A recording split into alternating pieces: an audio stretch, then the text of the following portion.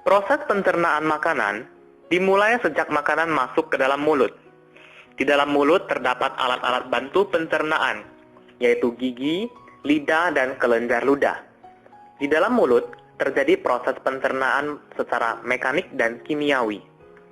Selanjutnya, makanan akan didorong ke dalam kerongkongan pada saat proses penelanan.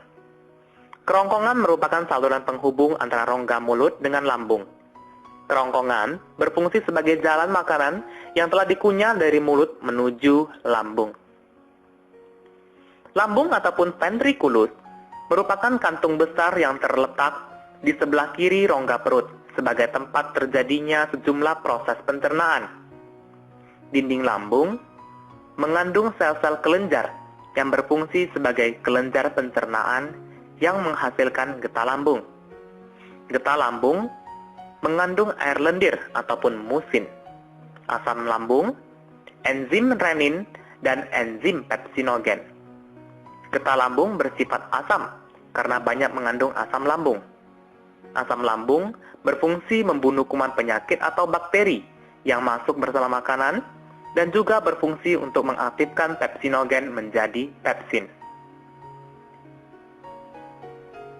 Selanjutnya, makanan sedikit demi sedikit keluar menuju usus 12 jari yang merupakan bagian dari usus halus. Pada usus 12 jari bermuara saluran getah pankreas dan saluran empedu. Selanjutnya, empedu dialirkan menuju saluran empedu ke usus 12 jari.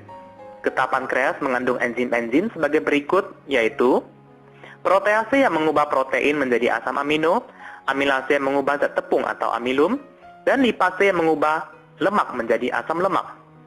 Jadi pada usus halus, seluruh proses pencernaan karbohidrat, lemak, dan protein diselesaikan. Selanjutnya, proses penyerapan akan berlangsung di usus kosong dan sebagian besar di usus penyerap. Karbohidrat diserap dalam bentuk glukosa, lemak diserap dalam bentuk asam lemak dan gliserol, dan protein diserap dalam bentuk asam amino. Selanjutnya, makanan akan bergerak menuju usus penyerapan yang juga merupakan bagian dari usus halus. Pada dinding usus penyerap, terdapat jonjot-jonjot usus yang disebut pili.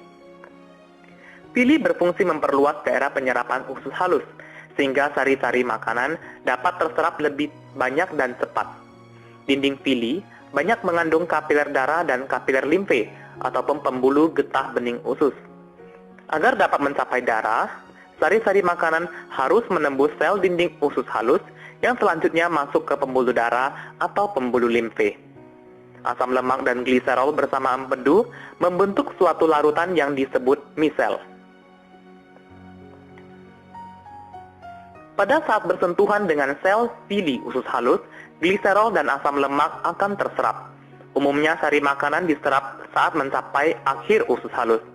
Sisa makanan yang tidak diserap secara perlahan-lahan bergerak menuju usus besar.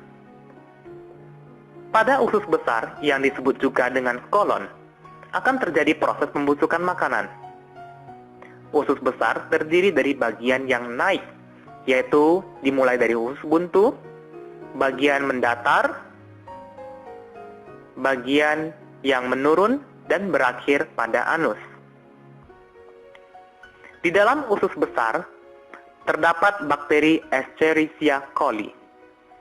Bakteri ini membantu dalam proses pembusukan sisa makanan menjadi feses.